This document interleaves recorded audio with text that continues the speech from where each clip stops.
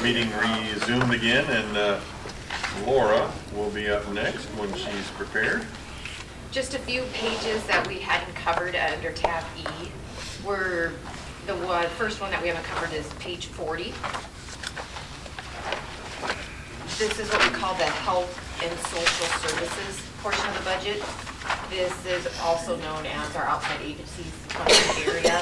As you can see, everybody has requested the same amount as the prior fiscal year. Does anybody have any questions about any of those funding requests? Nope. Okay, and moving on.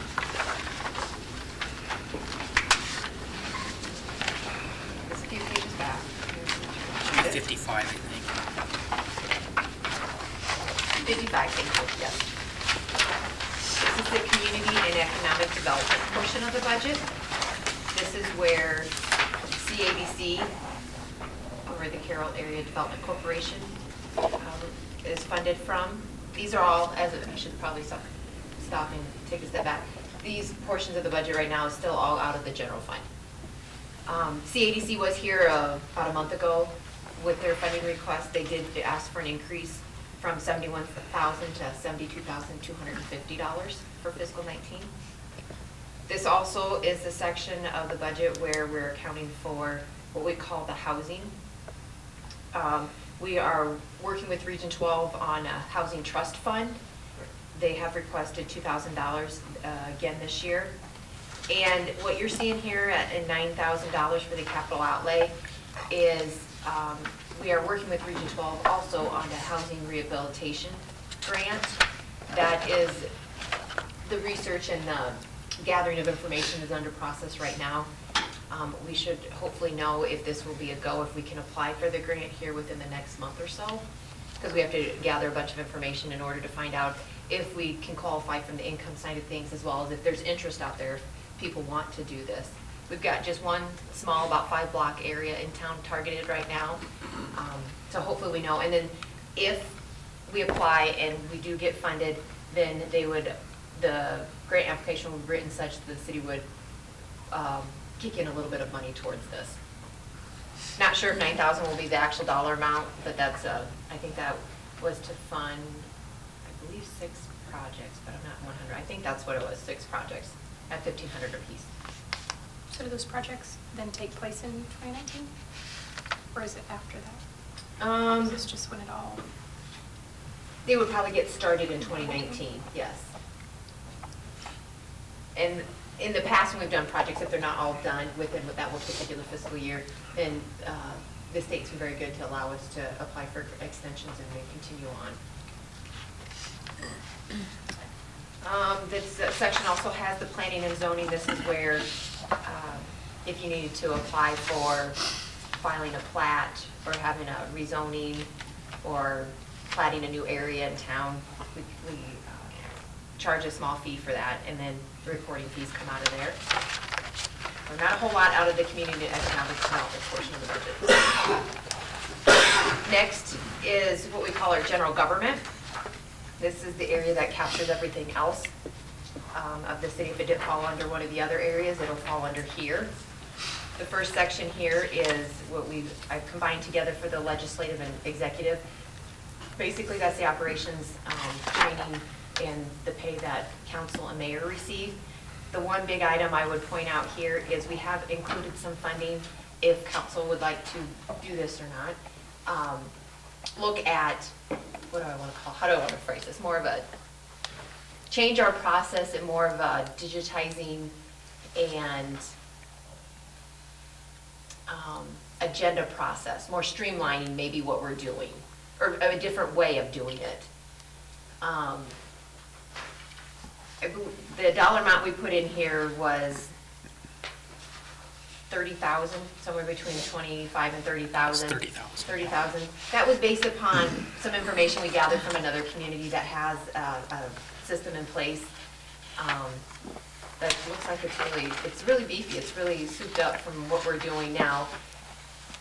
Live video feeds, the video on the internet, on the web pages, where when you're talking about a specific topic in the agenda, like if you would go back and watch a council meeting and you want to see, you know, like maybe it was the third resolution listed on the agenda, you would click that and the video would automatically jump to that portion of the. That would be Okay. And then actually all the staff report, you have the video on one side, the staff report and materials all on the other, so On the other it side. follows the Oh, meeting wow. as going on. If you want to see an example, what we kind of based this off of was Stillwater, Minnesota. So if you want to see what I'm I trying to. heard that name before. Maybe have. Now, if the actual system we'll use, that's not a guarantee, but that's just one example. There's a lot of different companies out there. But if you want to see what something could be done, that would be one, just go to their website, Stillwater, Minnesota, Google search it, and you'll see what we're talking about when it comes to the agendas and the video streaming. The other nice thing is it does streamline a lot of staff's work on us prepping the packet. It streamlines a lot of work Laura does on minute preparation. So it is total encompassing. And the 30,000 also, part of the discussion has been about council and either tablets or computers for the agenda. So that's also included in theirs to get everyone on the same page there. So are you gonna make, We would have to definitely do some more research and come back and bring back a proposal, okay. Yeah, before we Okay. actually spend the money, yeah. Yeah. So that's just to show that there's some money's allocated to start looking at Start something, looking, okay. if that's an avenue council wants to go down. The next area is the financial administration. This is basically our day-to-day operations at City Hall downstairs. We have the same number of personnel that we currently have. There's no change being recommended there. And there's not a whole lot other than, nothing out of the ordinary other than our day-to-day operations there. The 5,000 that listed for the capital outlay is for money to have available for computer replacements. We replace computers about every 5 years, and it's on a rotating schedule that we're replacing maybe one, if not 2 a year, just depending on the rotation of computers.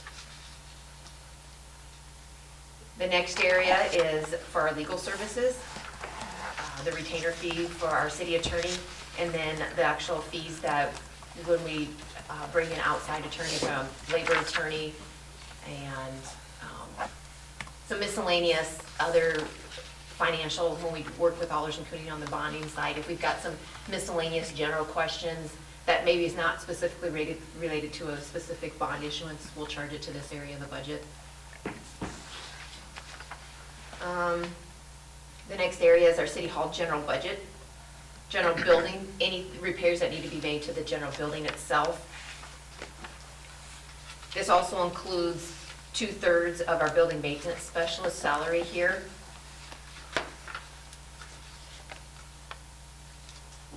Other than, I believe we've got some, we tried to account for any expenses we believe that would occur if we were in a temporary location, as well as not having some expenses here, but there might be some dual expenses between the two, but we tried to think about what there might be.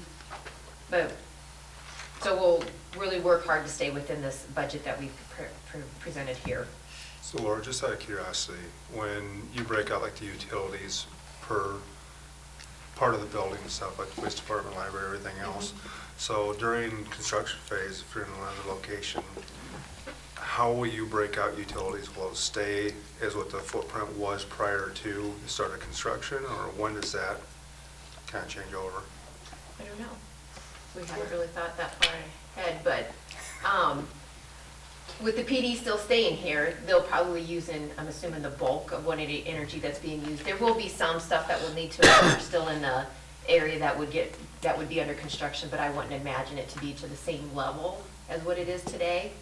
And also at the temporary locations, we're not anticipating our utility bills for the city operation building to be anywhere near maybe what we're paying today. So hopefully by the two together, we're still at either where we're at now or maybe under where we're at currently. So yeah, a lot of this is until we start paying some of those, it's our best guess. We're not exactly sure what the utilities will be. And we've talked with the two landlords and kind of got some estimates of some of the tenants in their buildings. And, so I think we're actually going to see probably utilities go down a little bit in the new spaces, but we have that dual issue that we'll have to deal with. Well, I was just kind of curious, the mechanics of it, like the space that's vacated from City Hall, that City Hall normally pays that percentage, when does that percentage get allocated to the library, We haven't made that determination at this point. Because if they start doing construction, the contractor will, he'd be under the utility bill at that point, wouldn't he, or?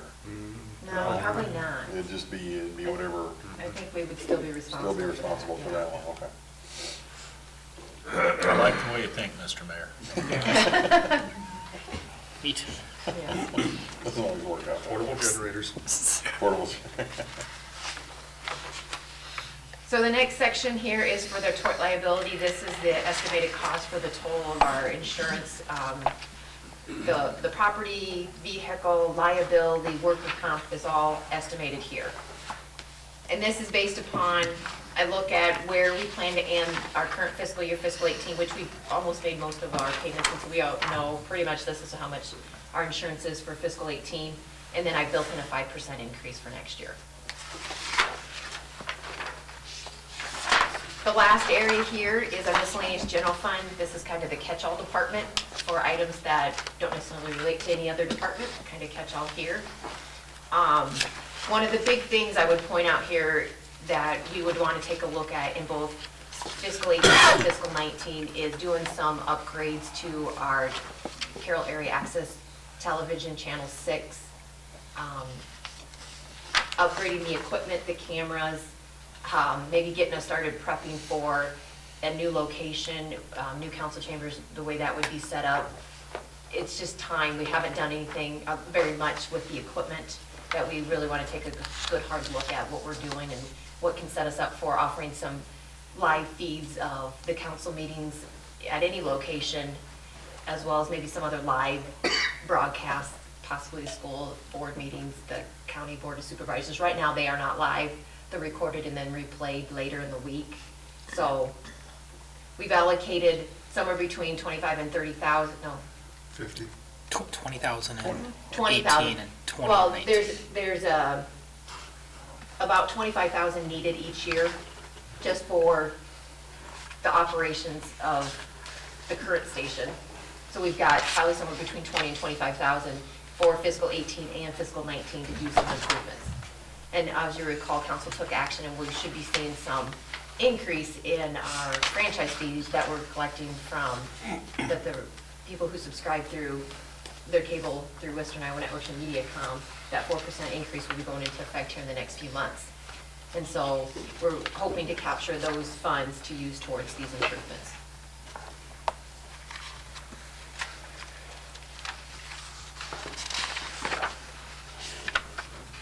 Are there any other questions about any of the things we've gone through so far?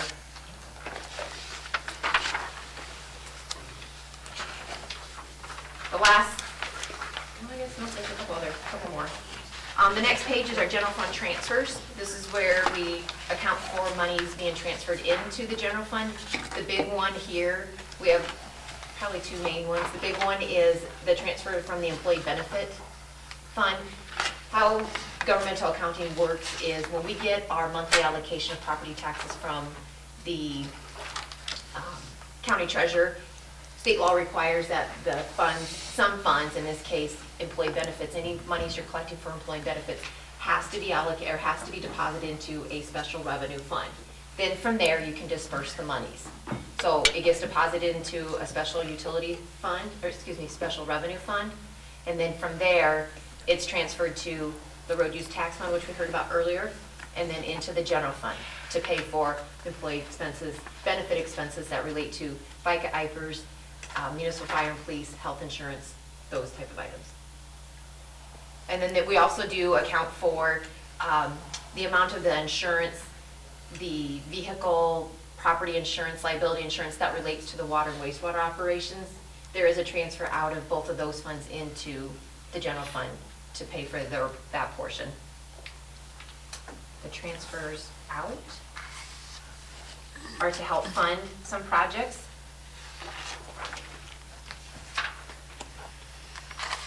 The $375,000 that's here is for the street maintenance garage, though council has taken action to allocate the another additional $125,000. So that will get updated in the budget documents as soon as we wrap up the discussions. So that number will change. The next page is our general revenues. This is the area where we account for our property taxes. Our 810 amount gets deposited here, as well as in the small amount we get for ag land that's within the city limits, and our insurance. What we levy for the insurance costs, our tort liability for those expenses. The intergovernmental amount that you see here, this is the portion in the general fund that would be tagged as the rollback replacement from the state. There's an amount that gets deposited into the general fund, the employee benefit fund, and the debt service fund. When you add all those together, it's roughly $200,000 for the city. So if that is not fulfilled or is not funded by the state, that would be an impact on our budget.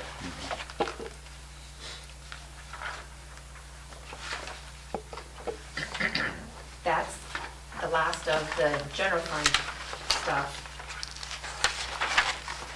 There was one other area that we really have not touched on that we should probably maybe talk a little bit about, is on page 66. It's the capital projects fund for our culture and recreation area. These are the big capital project areas that relate to more so in the Parks and Rec area. The items that are proposed in a fiscal 19 budget is the pickleball courts. This is where this would be accounted for, as well as the youth sports complex lighting and what we're calling phase 2, or the next phase of the trail system. They're being funded from a number of multiple funding sources, including some bonds or debt issuance that we talked about at the last council meeting Monday night with Suzanne, as well as some local option sales tax and hotel motel tax.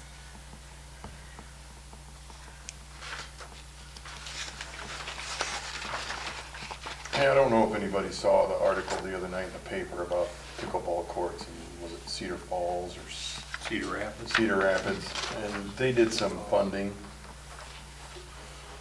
I think they have a pickleball association or something. They did some fundraising for that. Did we include any of that? No. Is that something that we should probably look at? We've done that. You know, with all the other projects that we have that, you know, Yeah. between the skate park that we have down there, they did funding, and Yeah. the Possibly tennis some courts. grants. Yeah, there might be Yeah. some grants to look at.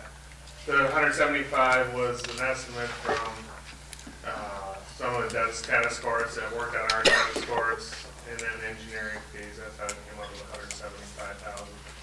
But yeah.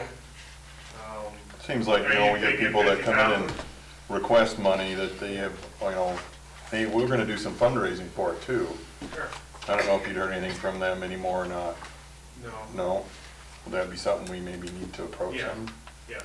Would Parks and Recs do that, or you guys wanna do that, or? We could, I could, yes. Okay, I'll reach reach out to them. I'll reach out to Region 12 to see if there's grant opportunities Okay, and see if we can reduce that city commitment to that.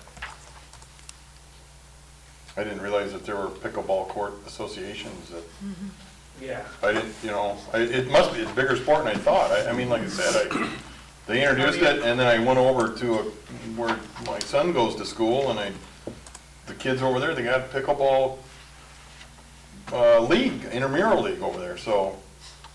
On ESPN, pickleball championships. Maybe it'll be the next Olympic sport. When we first started discussing this, I got emails from people as far as ways of actually Wisconsin and Arizona in particular, people encouraging saying To how. do pickleball court? Yes, yes. One of them was a former a Carroll resident who read it in the Carroll paper. Oh. And happens to be a rec director and spoke about how much success they had in their town with it, so. It's real popular for the snowbirds. I mean, if they kind of got that popularity, I mean, Kellen's Kingdom, how much they raised, fundraising. They're about You know. 2/3 of the project. Yeah. Cost. We're in for about a third. So, It's a pretty impressive group showed up for that training demonstration that we had, that they had down yeah. here. That was an impressive amount of people. I know that they will have some ideas of adding benches, different things that they would like to fundraise for too. okay. Maybe a small shelter or some kind of cover to be in the shade in between matches and games and stuff.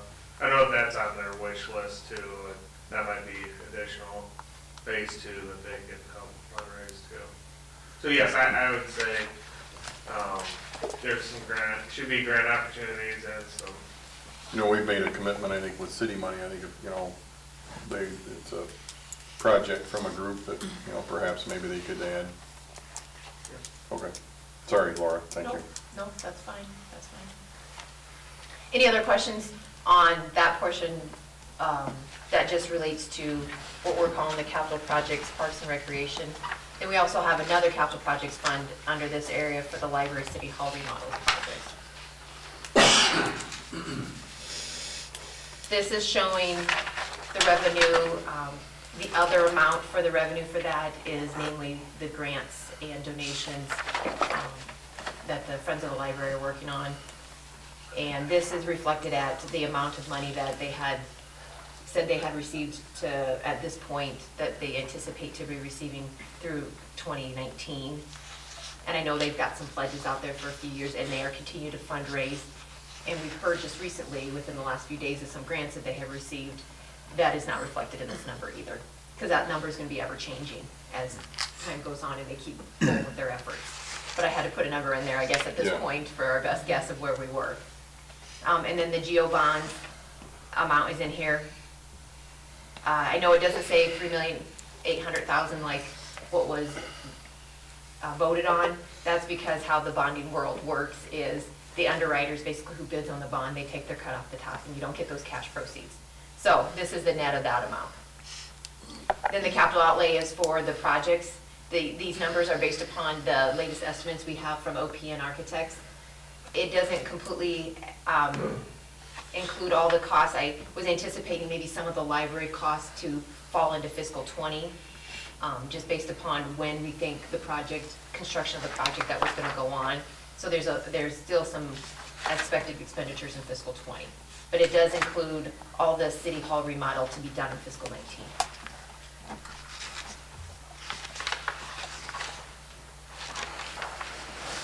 Then that is, I think we've covered everything under tab E of all our summary things. Some of the things that I know we did not cover with a summary page in tab E might be best explained by, in the inside cover, we have these two sheets for our local option sales tax and our hotel motel fund tax collections. You've seen these numerous times. It's an accounting of my best guess of how we think the fund's going to go based upon what's built into the budget for different projects. Once again, a lot of the projects and stuff that are the way these two funds works is we receive the money and we're tracking it separately in a special revenue fund. And then the money gets transferred out to various projects to help fund those projects that are deemed that council wants to do. There is built in here, if you'll recall, about a month ago, the chamber was here to ask for a one-time increase in their tourism promotion amount. They had been receiving $22,000 a year, and they are asking this year for $34,500 for fiscal 19. And that has been built into this budget.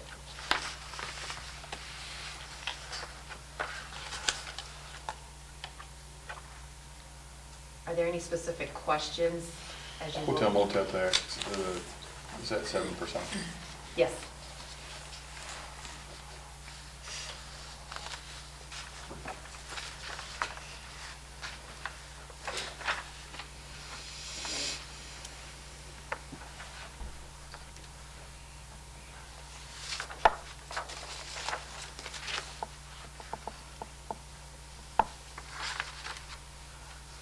these we're projecting out a few years so that you can see. We've unofficially, under a policy of wanting to set some money aside, for example, local option sales tax, $500,000 each year to fund street rehab projects. So that's built in, and it shows you what the balance does. And we've talked about some projects 1 or 2 years out that we built into our CIP that we're building into this, so you can see how that affects the fund balance and where we're at in 4 years out. So we try not to allocate all the money right now. Has staff given any consideration to a local option sales tax vote again soon, or just more or less wait 2 years before? Or? I think we haven't They had a contemplating discussion about- having okay. one next year, but I think That's fine. the discussion we had was we would look about 2 years out. 2 years out, okay. Yes, at this point, there is not any money allocated for a referendum of any kind in our general fund budget. But we could do that on, can we do that kind of a vote on a November election? Or would that need to be a special? Legally, I think you could. I think in 18 you can. I'm not sure about 19 because they've tweaked. I don't think cities can run right now referendums of any kind starting in 2019 on a November election. Because that was a change last year. I'm not 100% sure. Now, So you can- there's I don't know for sure. a push to say cities can only do referendums now once a year, Yeah. and it will be on the November election. Oh. So we're kind of going back and forth. Yeah, that's the bill that was just introduced at the legislature. Now, I think that bill, if I understand, it's died in committee now. Oh, Right, okay. it has. It has, So- okay. So snowmobile trails would have a lot better chance of winning than swimming pools, wouldn't it? If you always voted in November.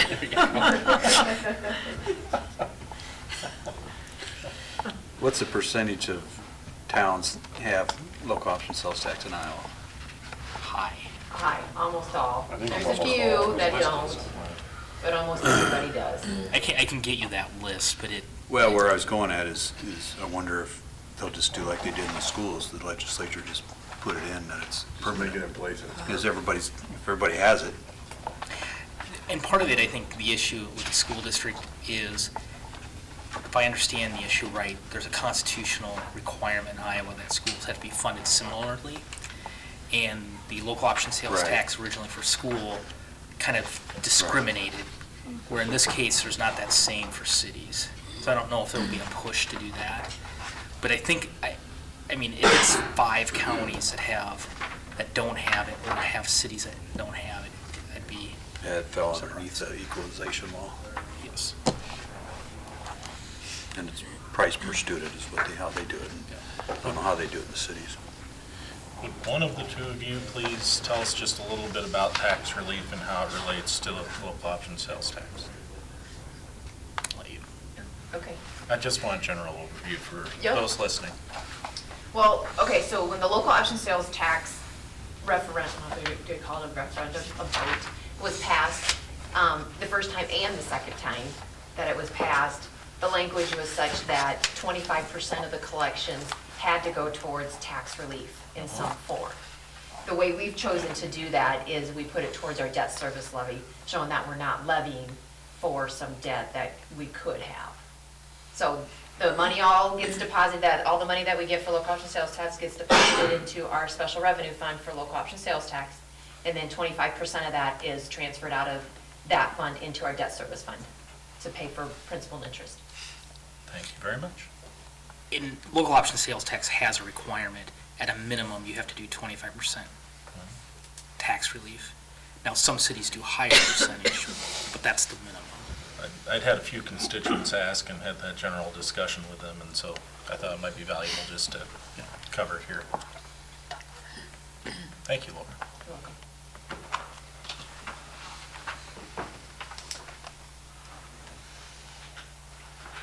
Any other questions? So, with Monday, So, yeah, the plan Monday is we will review the capital summaries Stuff from back from Suzanne. We're hopeful, Suzanne's been out of the office, but we're hopeful tomorrow we can get some revisions of the material Suzanne reviewed on Monday, so we can have some additional information. There was 2 additional scenarios requested. And then we'll have just a general discussion about, is there areas within the budget the council wants to see changes? And then we can hopefully wrap up the workshop discussions on Monday. Did she get back on what her bonding amount was Yeah, I to was you? curious about that too. She was going to go the next day. The rates. Yeah, The rates. Tuesday, the Oh, no, we never did here. No. We'll ask her that too. Yes. I guess if there's questions now, I mean, we're happy to answer it, but we can certainly wait till Monday to have that discussion.